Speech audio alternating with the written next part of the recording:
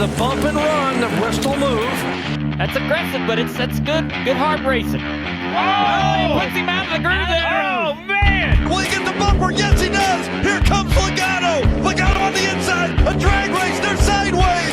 And it's going to be Logano getting the win. The back end of the 18. Kick out. Yeah, he got into it right there. Moved him out of the way. Just got the lead. It's almost too early to be racing that hard for the lead, wasn't it? Never too early to be racing for the lead. At Bristol. At Bristol. Man, this is one of the biggest wins of my career. It's the bump and run, Baby. Yeah, welcome to the Bump and Run podcast. I'm your host, Michael D. White, joined by my two best friends, Matt the Statman Reilly and Aric Daytona Ron. Hope you guys had a great weekend. Hope you guys had yourselves a Martin Truex Jr. type of weekend.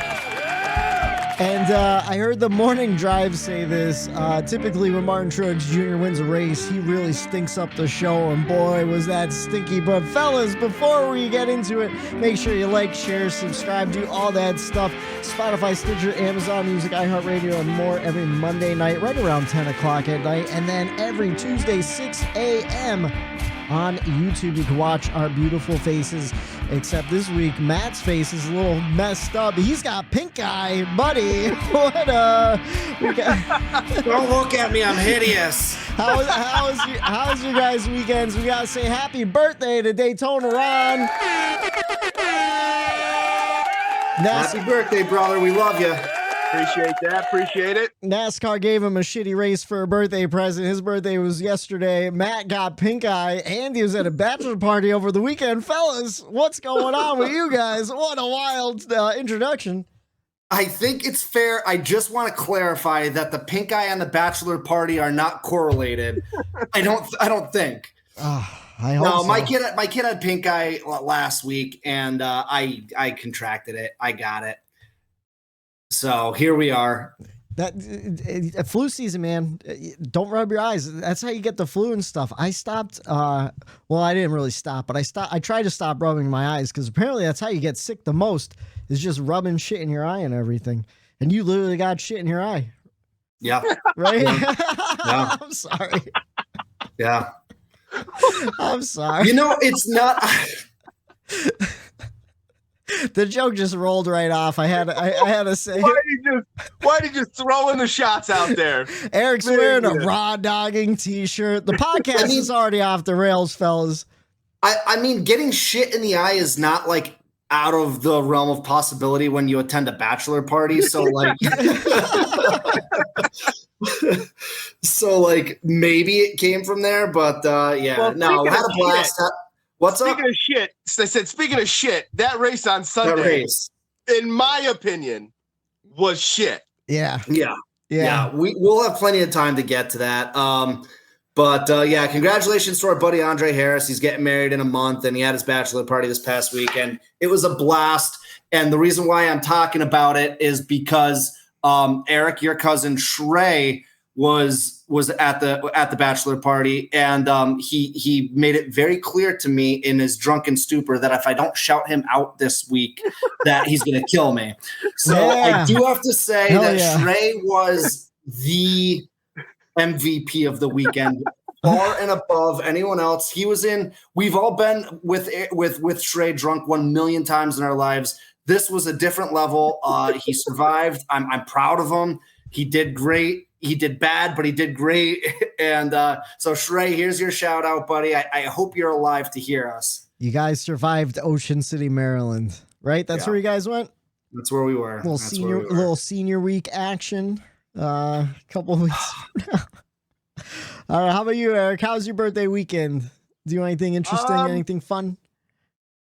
I actually spent my birthday weekend digging up flower beds and planting flowers in the yard on Friday and Saturday. So that was enjoyable. Then Saturday went out to the old local bar, got a little snookered up, and Sunday sat on the couch and was hoping to relax my birthday, get a good race in, and just, enjoy my Sunday.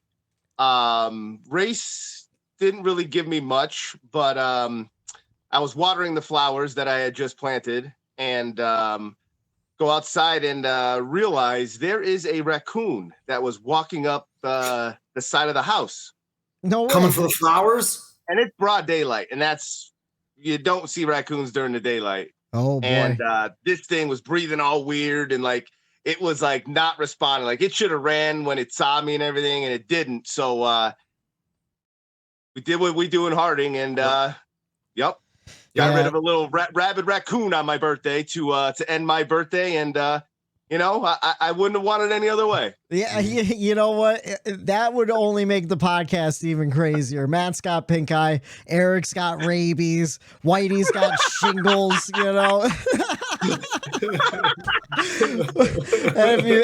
We need this break. We need this off weekend, boys. We need to recover. We need to recover as a group. We're like, you know what we need to do?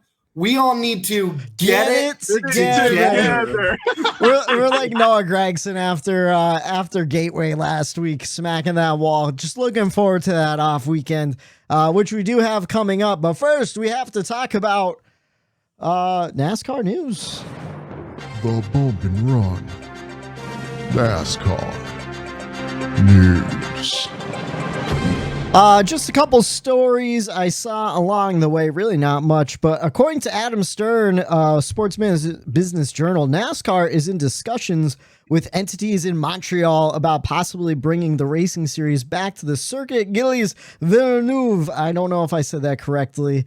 Man, NASCAR really throwing me off with the French lately in the last 2 seasons. And it could be as soon as next year. I failed French. I never took French. I took Spanish, and I failed that too. Honestly, dude, I didn't have side tangent. I had the worst Spanish teacher, Senora Dwyer, for 2 years in a row. I didn't learn shit. So the second year I had her, our friend Mike Gallagher's wife, Stacy Gallagher, she sat behind me. She's a year younger than me. I cheated off her for the second half of the second year of Spanish. It's the only reason why I passed. I don't know a lick of Spanish, but thank you, Stacy. I got a B the last 2 years of high school. Which is higher than this race grade is going to get. Oh, boy. Yes, it is. But what do you guys think about going across the border up to Canada, possibly Montreal, possibly another road course, and possibly a Cup Series date in Canada? I'm assuming. So first of all, I'm cool with it. I don't know how that course races or anything like that. I'm very unfamiliar with the layout and all that. But I'm assuming if you read all the tea leaves with what's going on in Chicago, I would assume that we're probably going to be one and done there this year, and then that race is probably going to go to Montreal. Yeah, so because usually where there's smoke, there's fire. When you hear that NASCAR is looking into a place, it usually ends up happening. Yeah. So I would assume that Chicago will be one and done, and then we're going to go to Montreal. So we really haven't talked about the Chicago street race in a while. But for anyone that's not been paying attention, there's been a mayor change in Chicago, and it seems the new mayor isn't too fond of the idea of NASCAR racing in Chicago, anyways. And then there's been tons and tons of uproar between like various city councils, all sorts of stuff. Basically, it seems like NASCAR is not really wanted in Chicago by the people of Chicago and a lot of the politicians in Chicago. So like Matt said, if you read between the tea leaves, it could be a one and done. But I didn't include it in my news because I wasn't sure how serious NASCAR is about staying in Chicago, but Chicago Street Course just signed a multi-year deal with the Special Olympics of Illinois. So to be like a partial sponsor or whatever. So, I mean, they're still putting in the work, hoping to keep it going for the multiple years that they had originally planned on. So just a little. Apparently, because I don't remember if we talked about this on the podcast either, but I know Rodney Childers like a week or two ago, I guess they did testing or simulator work or something for it. And he said he posted a picture of Austin Powers where he was in the hallway backing up and going back and forth. Yeah. And I guess he was insinuating that it's very tight, that the course itself is very tight. So yeah, I hope it's entertaining, but we could be looking at a disaster in a couple weeks. Well, just like Sonoma. Sonoma's a very tight racetrack that's hard to pass there. And, that seems to be the writing on the wall for this as well. If you have another, tight racetrack and a road course where not many passing zones. That's kind of what Sonoma gave us on Sunday. And, it wasn't a good race at all. Yeah. No, I'm hoping for the best, but I'm really keeping my expectations very, very low for the whole entire street course deal. So we'll find out. What is it, July 4th weekend it goes down. So we'll be talking about it in a couple of weeks all over again. Big piece of news for Daytona Ron personally. The Jacksonville Jaguars are in talk with Daytona International Motor Speedway to use their track as a temporary home field as they do renovations over the next few years. Aric, what do you think about the Jaguars playing some football at the what is the nickname? Daytona International Speedway. Yeah. I think it's cool. I mean, anytime the world center of racing, there it is. I can't remember the tagline. Anytime, a team plays somewhere unique and different like that, it's always a fun little thing when you're a fan of that team. And obviously I'm a huge fan of the Jacksonville Jaguars and NASCAR. So, both of those sports worlds meet in one.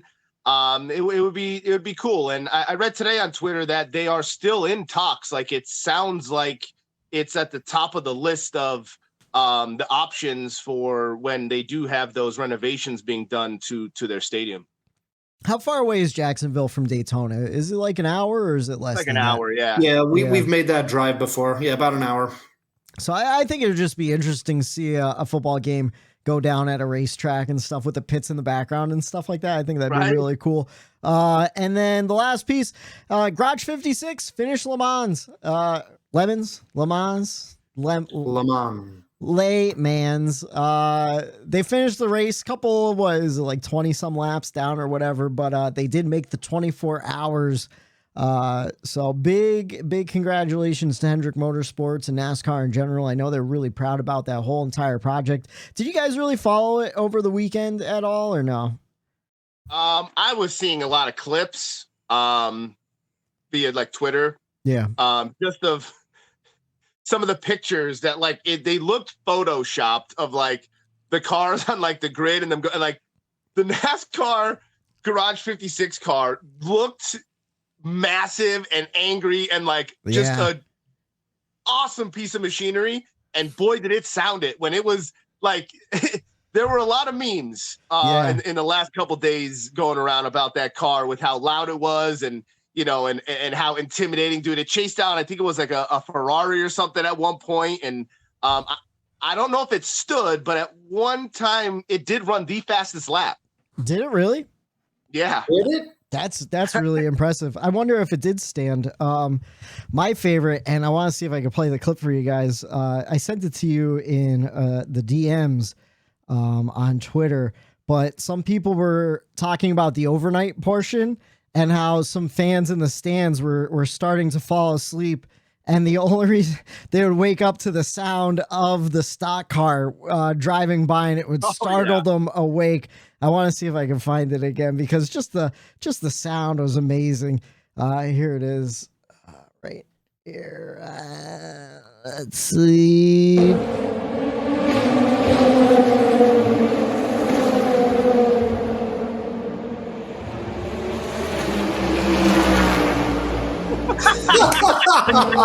Like, how great is that?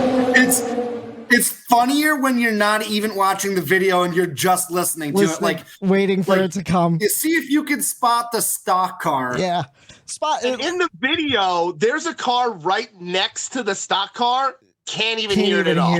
Yeah. So, big congratulations to them. That's all I have for the NASCAR news, and I guess we have a race weekend to talk about. Really not much happening on track either. Xfinity race. Aric Almirola walked away with the win. What do you guys think about old Double A winning in a Stewart-Haas prepared car? Terrible paint scheme, in my opinion. Did you guys see that with that big white box behind the number? I hated that. I saw the last 3 laps of that race on my phone. Didn't get to see, didn't have the opportunity to see it. So I don't have much to add to that, but hey, it's good to see AA back in victory lane, no matter what series it is. It seemed like Larson was running away with that in the beginning. I was at the bar and then we had it on the TV and I was kind of like looking back and forth because Larson was just up front and a lot of the Cup guys were up front and I'm like, it didn't change. I kept looking over like, you're bullshitting at the bar, whatnot. I look over, same top five, look over, same top five. And it was like, okay. And then I don't know what happened at the end that, Larson lost that lead, but I just caught like little glimpses of it. But good for Aric Almirola. I mean, go out with a win, I guess, in one way or another. It wasn't Cup win, but at least he's winning races. And according to Jayski, he's still undecided on what he's going to do at the end of the season, whether he's going to retire or not. Honest to God, I'm over it already. Like, right. Just make shit or get off the pot. Right. No, I agree. Just like hang it up or don't, you're either naked or you're not. He announced last year that he was retiring. Like he had a whole announcement and he's just still racing. Yeah, I don't know. He's on the Brett Favre plan or the Tom Brady plan. Yeah, just keeping it going. The problem is at least Brady was winning games and shit.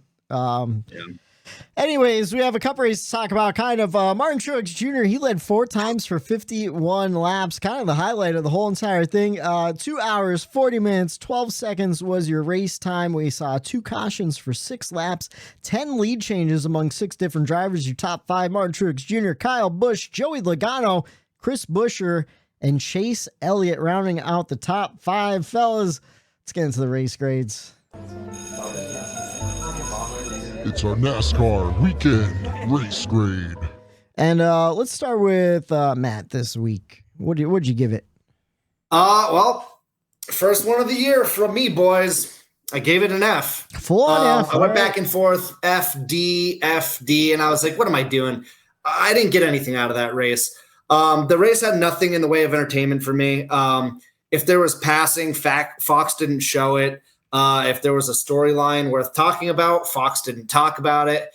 And you know what? I'm not actually going to cop out here and just blame Fox. I just don't think this race had anything for me. It's bad when the race actually lulls me into a nap because I pride myself on I'm usually pretty good on not napping during the races. I'm usually attentive, watching what's going on, especially since we started this podcast. I try to give it my full dedication. So, cause I know we're going to have to talk about it. But yeah, I took a 45-minute nap in the middle of that race and I was told by you guys when I woke up that I missed nothing at all. Yeah. So that's not an ideal race when you step away for 45 minutes or you take a nap for 45 minutes and you missed absolutely nothing. It was the perfect race to send us into our first off weekend of the year because now we can just hit that reset button on the broadcast partner. We can hit the reset button on the competition on the track. And we're going to head into a super entertaining Nashville in 2 weeks. And I already can't wait for that because Nashville puts on a fun race. Yeah. How about you, Aric? What'd you think? I gave it a D. I didn't give it the full-blown F because, there were some battles, I guess, once that caution came out and Kyle Busch entered the picture. Up until that point, there was, like Matt said, I think Fox did a good job last week of realizing the battles up front aren't happening. Let's show the battles in the back because that's where the action is. Yeah. And I'm like, okay, Fox learned. Well, this was another race where they should have showed the cars in the back of the pack instead of the front, just because, at a road course, the front 6 cars, they figure it out by lap 2 after a restart. Everyone else in the back, though, they're still trying to figure it out for multiple laps after that. And I think that is where they needed to show a bulk of this race, not the top 5 spread out, just following one another. And I think they did do it a little bit of an injustice, but at the same time, like Matt said as well, you can't blame just Fox. I mean, Martin Truex, the guy who dominated the day, even said it, hard to pass there. It's narrow. Only certain spots of the track you could get, an advantage to pass somebody. Everyone knew those spots, so you knew when you were going to get passed. And a lot of the drivers played it smart. They let guys go by them. They didn't race them very aggressively. I thought the teams showed up there and they all executed. And when everyone executes, you kind of get a race like we got where everyone's going the same speed. No one's really messing up. The pit crews were doing their job. The drivers were keeping the cars on the racetrack. And, when you have that, it all kind of goes well. You kind of get what you get there. And I understand people love this type of racing. There's people out there that I saw on Twitter that absolutely love that. Truex went green with no stage cautions. And I thought that was fine. I didn't mind them not, throwing that and having, I guess for pure entertainment, I guess a newer fan, even me at times was like, okay, wad them back up again and let's kind of maybe get some action on a restart. But the restarts we did get, there wasn't much action on those restarts either. So It's like, would that have made a difference? I don't think so. I couldn't give it the complete whiff on the F, but I did give it the D.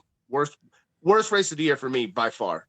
Yeah, I couldn't give it an F, and I was on the fence about giving it a D, but I gave it a C minus. I also just looked up on Jeff Gluck's poll to see what the response was. 57% said no, it wasn't a good race, and 43% said yes, it was. It's out of 19,000 people, so pretty split down the middle.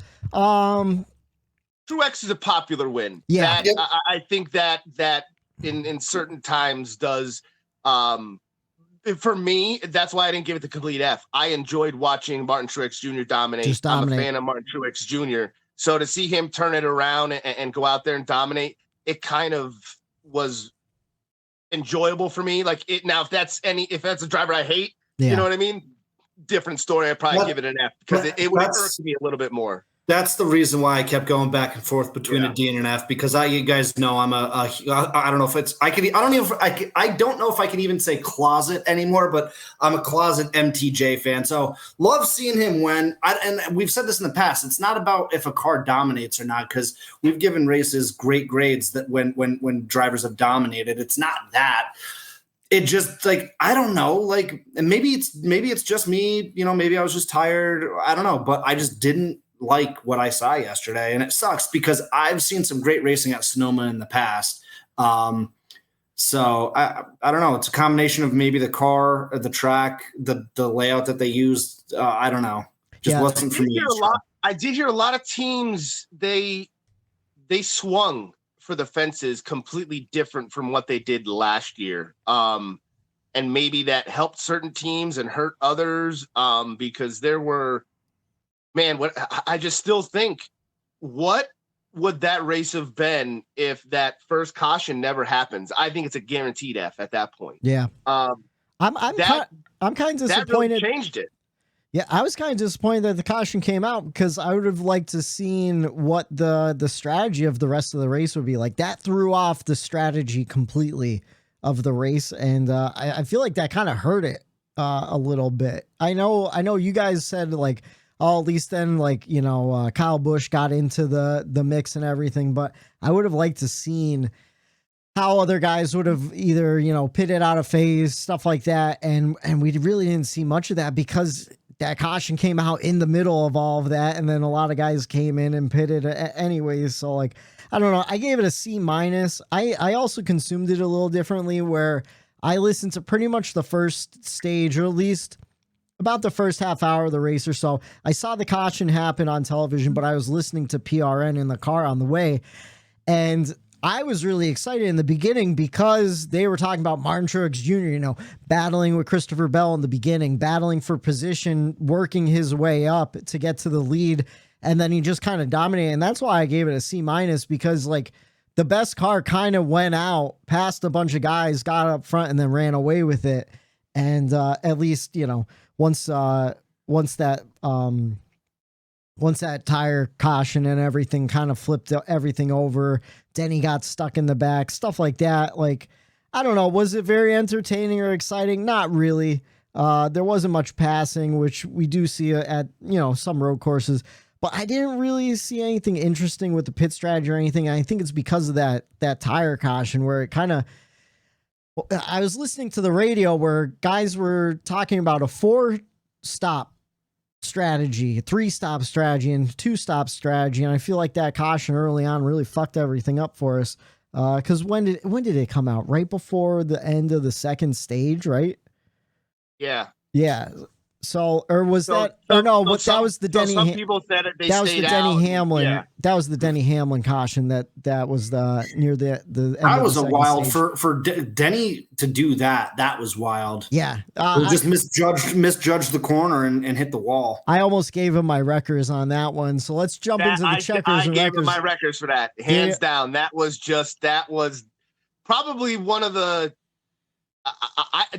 I couldn't believe rookie move by a veteran. Yeah. Like when they went, it was insane. Like, oh, where's the replay? He definitely had to get hit by somebody. Like, nope. And it's just like, nope. He just ran into the wall. That's something at that exact turn that I've done in NASCAR heat. Oh, yeah. I've hit the wall right there in NASCAR heat before. We saw Noah Gragson do it at Martinsville, but let me play the song. 20 wide for the lead. 1 lap to go. It's this week's checkers and wreckers. All right, Aric, you already started giving us your wreckers, but how about your checkers? What are your checkers for the weekend? So my checkers goes to all of Toyota. Okay. They seemed to have from everything yesterday. What I got out of this was they turned it around from last year. They not one guy.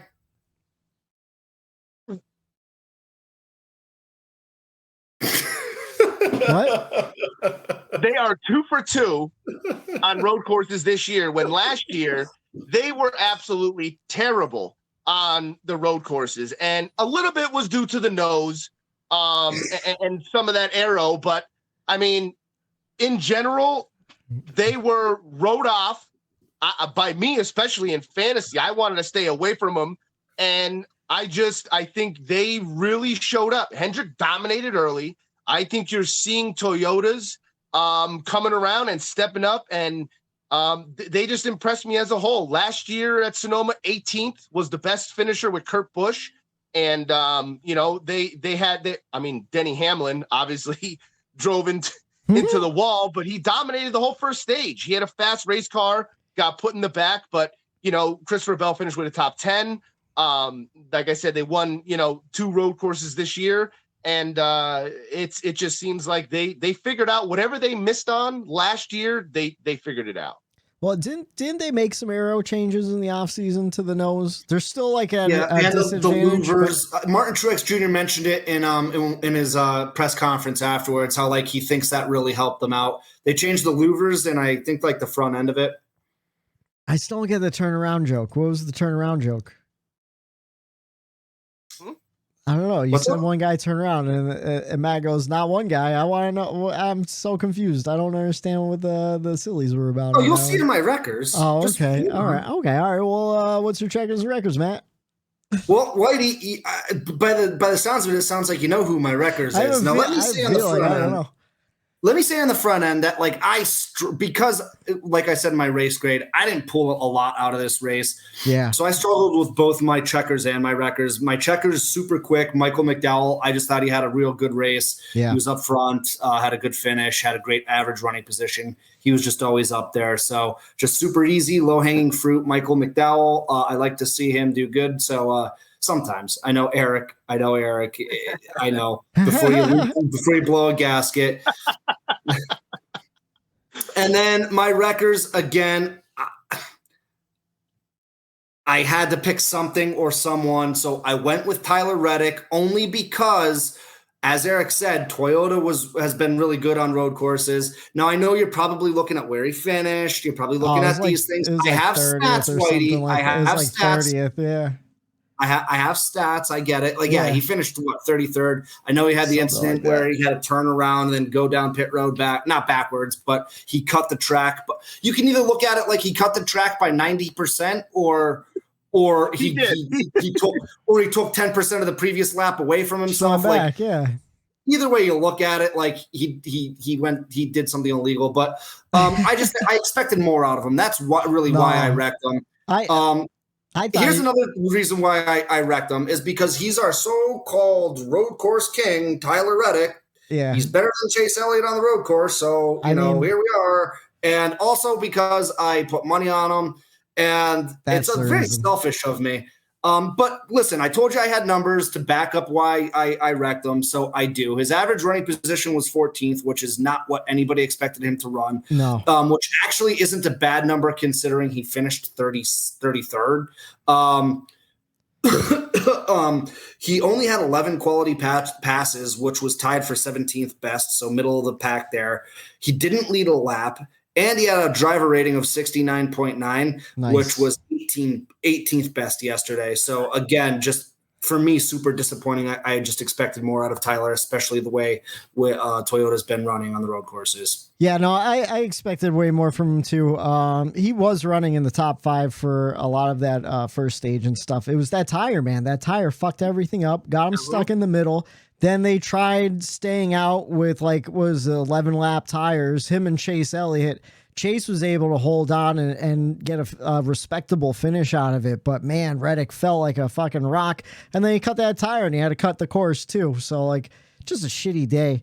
How about, can we just talk about just for the last of the year purposes, how bad that commentary was when Reddick did that with Boyer and even Jamie Mack, who had a great day in the booth in my mind, who we all love in the booth. They just didn't know how to talk about it. They were like, I think that's a penalty. I'm not sure. No, I'm pretty sure it's a penalty. And it was just boys, because no one's ever done that before. Yeah. Reddick just decided to we saw it. We saw it at Pocono last year. Well, Aric Almirola, didn't he back up down pit road or something like that? I think 2 people did it at Pocono last year. But I'm talking about a road course where you're cutting that's not just I'm going here. You're cutting. You're cutting it's 90% of the course. Yeah, hey man, he's got to get to pit road. You think he's making it all around a 4-mile road course? No way. Well, right, throw the caution. That could have changed the whole fucking race. But no, he had to go, I'm going to squeeze in here. Well, I'm going to do what I want. It worked. That was Toyota. That was Toyota calling, hey, Mark Truex is in the lead. Tyler, you really going to get the fuck off the track. Get down pit road now. Yeah. Scram. Anyways, he did get a penalty for that. They made him do a pass through, but at the same time, he still had a pit under green. I feel like that was a penalty enough. But anyways, speaking of Jamie Mack, he gets my checkers for the week.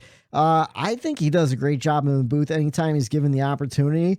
And I just think he really added to that race. It was a snoozer, but at least Jamie Mack tried to make it kind of exciting. I just wish I wish Fox would put him in the booth full time. 2024. I'm calling for Harvick, Mack, and Joy. I think that would be a great lineup. That would bring excitement. I agree. Yeah, I agree. Or Harvick, Mack, and Alexander. Yeah. Bring him up from the Xfinity series. Fresh booth. They're not going to, but no. If anything, they'll hire some brand new guy off the street that no one's heard of or whatever, Yeah. Just because that would be so Fox. That's so Fox. We haven't done that this season either. My wreckers, I'm giving it to the track layout itself. Last year, we got rid of the carousel in favor of the chute, which is supposed to be a very fast section of the track. But in doing so, I feel like we eliminated a passing zone in the carousel. And I think both this year and last year's race suffered because of it. And if you look at the track map, the map itself just looks boring with that long straightaway in the back and then a quick right-hander or whatever. I don't know. I didn't like the layout of the track. And I feel like that's some of the reason why it was so bad to begin with, where we really only saw one passing zone in turn 7, I think. Right. Yeah. So I don't know. What'd you guys, well, I guess, what'd you guys think about the layout the last 2 years? Do you think it's can be improved by changing it? Man, it's hard to say because this is a new car and they keep changing the car.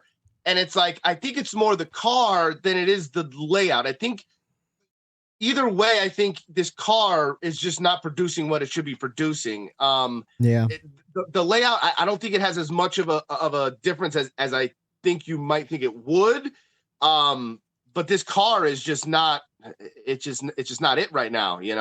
I don't think it's the layout either. Whitey, I see what you're saying because yes, that carousel does add speed and braking zones, which mean passing. So I see where you're coming from. So you're not like, I'm not necessarily disagreeing with you, but like my whole life up until 2 years ago, they ran the layout that they ran yesterday. And I always enjoyed Sonoma as a road course, always. I mean, we've seen some great battles at that racetrack, and it's just this car has not been friendly to road course racing, no matter what layout it has been. So I don't necessarily know if it's the layout, but maybe the other layout could have helped. With, like you said, with the braking zones and increased passing zones. So I don't know. I don't know what the answer is, because like we've said before, it's always the dog chasing the tail, right? It's always, well, we're either going to change the track or we're going to change the car, but we're not going to change one and then let the other one go for a while and just let everything catch up to it. There's always changes going, so we can never catch up to where we need to be. Yeah, I just wasn't sure because, like we said in the past, I'm a newer fan where I only knew the carousel. I never knew the chute before it. So, like, I'm familiar with the carousel. Now going to the chute, I'm like, oh, well, maybe it's the track. That was just where that thought came from. But honestly, like, I've never been a huge fan of Sonoma in itself. I feel like that was always the weakest of the road courses that we go to. So, I don't know. Maybe it's... I thought... with how rigid this car's body is, I thought we would have seen a little bit more aggressiveness out of the drivers, like putting a bumper to some guys. And you saw it late, but I thought, like, Jamie Mack hinted at it a couple times. I mean, Corey LaJoie absolutely smashed those barrels. Yeah. And someone else hit them too. I forget who else hit them, but there was hardly any damage done to the car after smacking that. And like, if that was the old car, your day is almost done if you do that. You know what I mean? You're coming in, you're making repairs, you're losing a lap. Like, and with how tough the cars are and with how tight that this racetrack is, knowing that the passing is hard, I was waiting for a Ross Chastain, you know, to get a little aggressive and you know, get into the side of somebody or move somebody. Cause you know that you're not going to really mess your car up or their car. And I think that race lacked a little bit of aggressiveness, or like I said, I think all the teams might've just been clicking and everyone's running the same speed and you can't get to the bumper of the guy in front of you, you know? Yeah. I don't know. You were talking about that this morning in our group chat. Like Michael McDowell was another one that he's always kind of a little bit of a bull in a china shop where he'll push guys out of the way on a road course. I think because he knows those are his better opportunities. And, and yeah, that's how he got his position. Like he was just pushing through guys. I think everyone else, like, I don't want to say they were like timid or whatever, but maybe the lack of stage cautions and whatnot, you didn't have them bunched back up to create those opportunities. But even on the two restarts we saw, we really didn't see a lot of like beating and banging like we've seen at the Indy Road course and like Watkins Glen last year, where guys were like holding back and then smashing into each other in turn one and just going in as a big pile of mess. So I don't know. I feel like we complained about that too. So maybe there's no winning at this point. But that's all I would rather see what I saw yesterday than see a wreck fest in turn one, though. Turn one, yeah. I'll admit that any day of the week, I think. I mean, I think all we really wanted was a little bit more passing and a little bit more I'll call battles. It like just battles, racing back and forth. And, you know, there wasn't many laps where you're like, oh, they're swapping it back and forth and back and forth. You know what I mean? I wanted to see a little bit more of that. But, you know, MTJ, he like you said, Whitey, you actually nailed it with that. Dominate. And when he dominates, he stinks it up, man. He really does. Like, think about all the races that MTJ wins. Most of them, he just stinks up the show. When I never thought about that before you said it earlier in the show. I was like, yeah, he kind of does. He kind of does. Yeah, with that Richmond leads like every lap but like 4, you know? Coke 600, dominated. Darlington on Mother's Day, like all sorts of shit. Like, yeah, that's just what he does. MTJ doing what he does. But other than that, Kyle Busch led once for 17 laps. Denny led twice for 33. Unfortunately, he got himself into the wall. And then Chase led twice for 7 laps, thanks to some pit strategy. And those are really the only 3 guys to talk about besides the leaders during, you know, green flag cycles and stuff. You want to jump into the last place driver? We are motoring along in this podcast this week. But it was Denny Hamlin. He hit the inside pit wall, lap 92. That's all there was to it. I can't believe that. Then it ruined my fantasy day. It ruined my completely fantasy day ruined too. my fantasy day. Him and Suarez, Suarez missing that shift and completely like what he dropped like 18 spots or something off of that missed shift. That screwed me right off the bat. That screwed me. Dude, that tire ruined my fantasy day, and then Denny wrecking out really ruined my fantasy day. Like it was just that miserable. was one of the worst fantasy days that I've ever had. But like for our whole league in general, like the total number was low compared to what it usually is. No, it really was. Like I think the top winner was like 205. Something crazy. It's always good when that happens and you have a bad day. At least the damage isn't as bad. No, that's true. I have 2 pickle lanes. I figured let's pad the show a little bit with some pickle lanes. I don't know how interesting you'll find these. I was listening to Dave Moody on the way home from work, and I thought about these from a caller. God bless you. Yeah. nothing against Dave, but those callers are rough. They're calling to his show. No, nothing against it's the callers. I just can't. Hats off to him for dealing with those people all the time. I know he gets a little snippy every once in a while, but you would too. I understand now why. Yeah. Let's see. In the Xfinity race, the first 4 drivers in the top 5 were all Cup regulars. The first Xfinity driver to finish was Kligerman in 5th. Over the years, we've gone from a free-for-all of Cup guys running Xfinity races to being limited to 5 starts this season. Do you think we should make a change either way? No limit, or ban Cup drivers altogether? What do you guys think? I'll go first with this one. I say no limit. I say let the boys race, let them race. Okay. If I was driving a truck series and I'm 18 years old and it's my first season and I have an opportunity to race against Kyle Busch and be at the same racetrack going up and down pit road with Kyle Busch, maybe pick his brain a little bit, race against him. Then you go to Xfinity where there's a little bit more Cup guys going in there. I think it's more of a benefit for these drivers to learn how a Cup driver drives, to get better, how to race around them. It's a learning experience. We see the truck series, what it is right now. Yeah. I think if you had some veterans from the Cup still running that trucks, I don't think we're seeing the type of racing that we see in the truck series. They need some veteran presence down in those lower series, I feel like, to kind of get some of the sportsmen and sportsmanship back and the respect of these race car drivers and the teams that put their heart and soul into this every week. I think that would benefit it more than it would hurt it. I know people say, oh, it's taking a win away. Yeah, but I think, hey, go out. You want to be in the Cup Series? Well, you got to beat them. And if you can't beat them, then, quit crying. Go up there and whoop them. Try to get to them. And I just think it's more of a benefit. So I'd say no limit. And just to add something else at the end, I think it would help the Cup Series.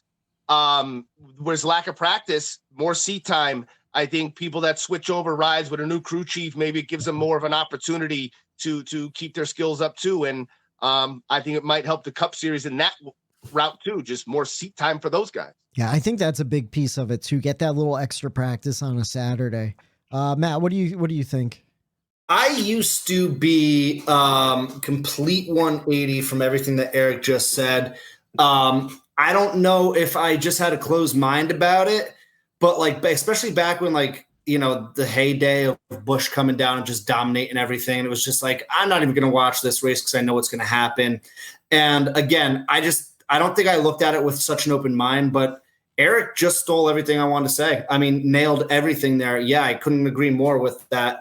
I've done a complete 360 of my thought process with that because, you get these guys. I mean, we joke about the truck series all the time. We love the truck series, but we joke about it all the time how it's just a wreck fest and there's no respect down there. But think about if Christian Eckes, I'm just using a random name, is driving and oh my God, Kevin Harvick is to my inside. I'm going to mind my P's and Q's because I don't want to be the guy who wrecks a Hall of Famer. I don't want to be that guy. Or I'm going to follow Kevin Harvick. I'm going to see what lines he's taking. I'm going to watch exactly how he's racing the other guys. Oh, maybe that's how I need to race.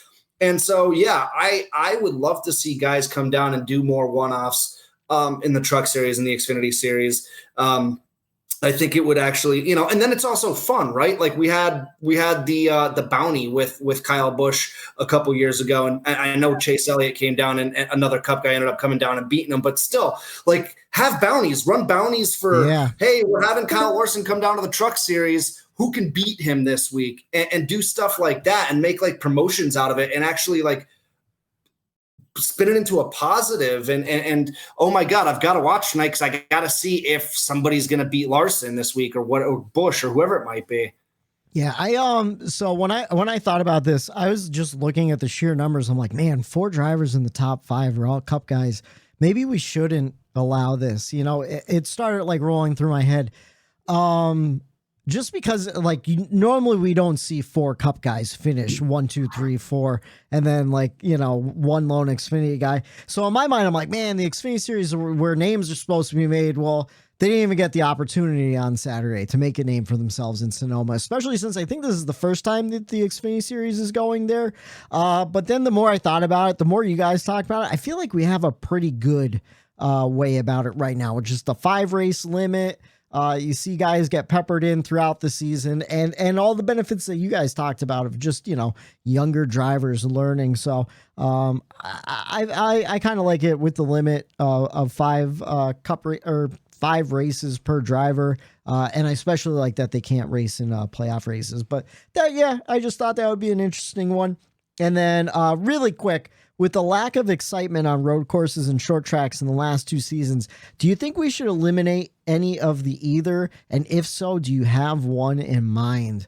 I personally think that we have like maybe 1 or 2 many road courses at this point. What do you guys think? I think hindsight's 2020. I personally would be a hypocrite if I said we had too many because I was the guy pounding my chest on this podcast saying like we have the perfect amount of road courses. I still maintain that feeling. I still think we have the perfect amount of road courses. I like the diversity of the schedule. I will always like the diversity of a schedule to keep it fresh. I just think we need to figure out a way to get the racing better. Like I said, it doesn't matter if they're racing to me, it doesn't matter to me if they're racing on an oval, a road course, if they're racing in space on a street course, if they're racing on loop-de-loops. If the competition's good and the racing's good, I don't care necessarily what the layout of the track is. I just want to see good racing. So I'm good with the number of road courses. And again, we were all banging the drum. All 3 of us are banging the drum of more short tracks. I think we've chanted that before, more short tracks. And so we can't go back on our word just because we don't like what we're seeing on the short tracks. It's in my mind, it's not the short tracks' fault. It's going back to this car. Like they need to figure it out. And there's ways that they can figure it out that several people within the industry have given them options on how to figure it out. But again, money always talks, and we're not changing these things on these cars that can make the road coursing and street course racing and short track racing better. All right. How about you, Aric? What do you think? Yeah, I tend to agree. I didn't hate the amount of road courses we had. Is there too? I think I agree with Matt. I think the car. Let me start over here. We had a schedule that used to be the same exact thing year in and year out for how many years, right? So these teams, these engineers, they knew how to set up these cars and what these cars needed for those racetracks. They raced those racetracks. Yeah. And car didn't really change much. They're going to the same racetracks. They understood that and they could able to work. It was a balance. Now, since the schedule was so cut and dry back then, NASCAR wants to diversify the schedule. And now we're changing the car. Yeah. So we're doing both at the same time. And I think that is not allowing these teams, hey, where are we racing? What are we doing? Let's stick to this, and this. These 4 or 5 road courses, we're not going anywhere else. We're not trying anything new. We need these 5 staple road courses to figure the car out. Yeah. Let's keep the schedule kind of the same to figure the car out. I think going to all these different places is not the greatest thing right now. I know schedule diversity is really high for them, but I really think it might actually be hurting the sport in the long run. Yeah, I would like to see two road courses leave and bring back like Kentucky or Chicagoland, because right now this car is really performing well on those 1.5 miles. I want to see more 1.5 miles. But what you just said, key words right there, right now. Yeah. Yeah. I mean, if you keep it going the way it is, like, I mean, there's the short track and road course package, and then there's the 1.5 mile package. So the 1.5 mile package, I feel like is perfect right now. You know how the saying is, like in Pennsylvania, if you don't like the weather, wait an hour, and it'll change. A lot like NASCAR, if you don't like what you see now, wait a couple months. It's probably going to change because things are always changing. That's the thing. We're in the middle of the second season, and nothing's chinging. The 1.5 miles are great, and everything else is. It's really going to have suffering. to if the noise gets loud enough, though. Like they're going to have to work on these cars at some point. No, I know. I just wish it would happen a little bit quicker, because like I feel like all the momentum that we had last year is really dying out very quickly. I think that your target or your sight is on the wrong target. Like you're looking at the tracks themselves, and I don't think it's the track's fault. But what we're seeing, I think it's the car. But I say that because like you look at a Sonoma, you look at a Richmond, you look at a Martinsville. I've seen amazing racing on all those tracks in the past. Yeah. It just seems like since this car was introduced, maybe not Richmond. Richmond's been blah for a long time. But like these other tracks like Sonoma, like I've seen great racing at Sonoma before. It just so happens to be this new car gets introduced and like it stinks at Sonoma. Yeah. No, I get it, but it stinks a lot of places. And I don't know. We chased the lack of excitement on 1.5 miles and went to road courses and diluted our schedule at road courses to make up for the lack of excitement on 1.5 miles. Now we have excitement on 1.5 miles, so we have too many road courses. And I don't know. Maybe we should go back to the way it was. I heard someone say this on Twitter today. Well, I should say, and it kind of made sense. They made this car. They kind of designed it to be good on the road course, to be able to roast. The racing was better when the car shouldn't have been. No, I agree. On that road course. Yes. Sliding around. It was never designed for that road course. That's when we had good racing, because the cars were not supposed to do that. So to me, I just thought that was a cool little thing that he noticed. Like maybe they made the car too good for road racing, and you needed a little bit of that quirkiness, that heaviness of the stock car to really maneuver it around. It's like the designers of this car and the engineers of this car outthought themselves. They outsmarted themselves. They thought, how could we make a perfect road course car without thinking about like, oh, if we make a perfect road course car, it's not going to be wild and crazy and fun. It's like Jurassic Park. You never stop to think if just because you could I blew that whole thing. Next segment. Come back with me. Where? That was a struggle. As I was trying to say that, I was like, just stop talking. And we're heading to Nashville, not this weekend, but the following weekend, Friday the 23rd, Trucks on Track, 8 p.m. on FS1 for the Rackley Roofing 200. Saturday the 24th, Xfinity on Track, 3:30 on USA for the Tennessee Lottery 250. Sunday night, the 25th, primetime cup racing, gonna be a late night, 7 p.m. on NBC for the Ally 400. Last week, Aric, you picked Chris Buescher to win. He got you 37 points. I picked Chase Elliott to win. I got 32 points. And Matt, you picked Tyler Reddick to win. He got you 9 points. So Matt, you go first for Nashville. I go second, and Aric goes last. Who do you guys have for Nashville? I have no idea, man. I have no idea. Me too. Kyle Larson. All right, I like it. I'm rapid fire. I am going with. It's been a while, Joey Logano. Going with the Ford. How about Kevin you? Harvick.